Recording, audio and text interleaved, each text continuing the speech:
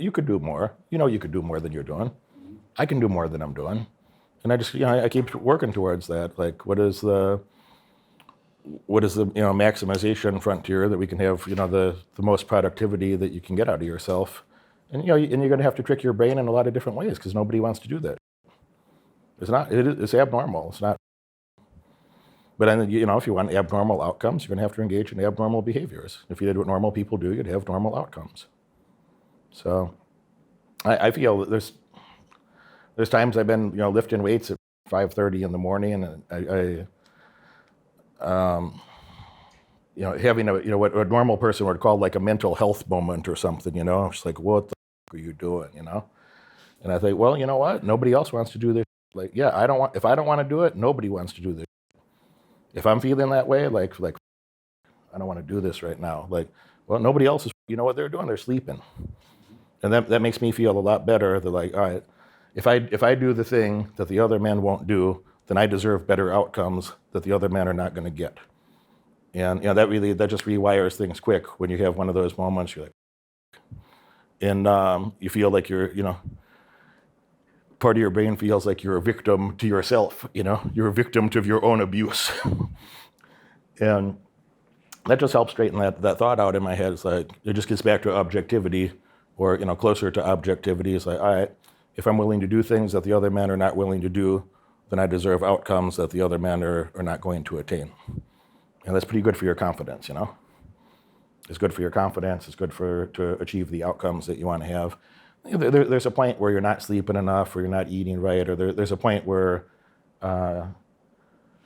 those elements are important, but your body can do a lot more things than your brain wants to. You can, if you're okay being uncomfortable psychologically, and over time you get assimilated to that it's just normal. You get habituated to those situations, and like, if you're not doing something that's going to like hurt your body long term, that you're not hurting your joints or your organs or something stupid, then like, that's sustainable. There's nothing wrong with that. There's a lot of things right with that. But I always think of like in the hierarchy of life, how would you get better outcomes than the other men if you're not working harder than them and or thinking better than them? How would you earn a better outcome? It doesn't make any sense. You have to be doing at least one of those things, and if you want to have a significantly better outcome, you have to be doing both of those things. You have to have better information and better implementation. And wouldn't that just be the natural outcome if there was, if you take yourself out of the equation, and he's like, whatever knowledge base and skills and work ethic that person A has, person A, so whatever they are, let's call that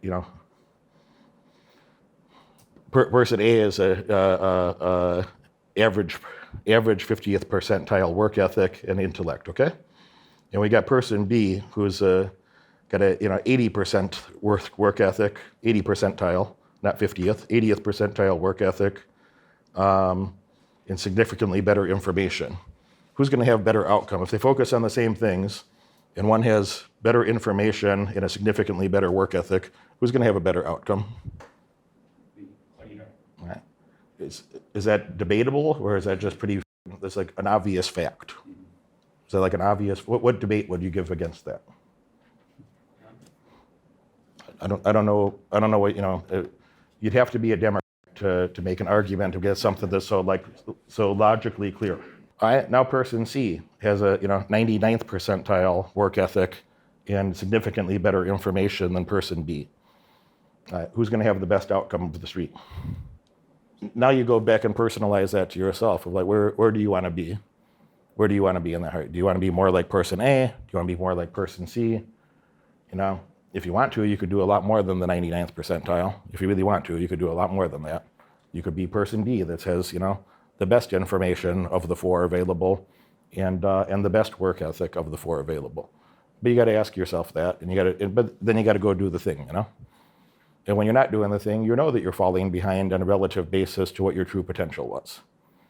And if you're okay with that, then I guess, but don't be surprised when somebody else has the stuff that you could have had, you might have liked to have, and now you don't have it and somebody else does. Like, it shouldn't be surprising. There shouldn't be any bit of jealousy. It should just be like self-hatred that you were too much of a bitch to go do the thing that somebody else was willing to do. It shouldn't be any more emotional than that. But you should hate yourself appropriately for your lack of commitment to something that probably was attainable by you too if you wanted it. Somebody else just wanted it more. So don't be mad at that guy. You watch this video all the way through, and that tells me you're dedicated to learning more and earning far above average outcomes in your life. Congratulations for that. But now it's time to take action. If you could have earned those results by yourself, you would have done it already. My head coach has opened up a few spots on his high-demand calendar for an in-person, one-on-one strategy session to help you. On this call, we'll give you the pragmatic advice that you can implement tonight to get laser-focused on the right metrics and leave mediocrity far behind in your past. Click that link right now in the description below and apply for your call immediately. Do it now.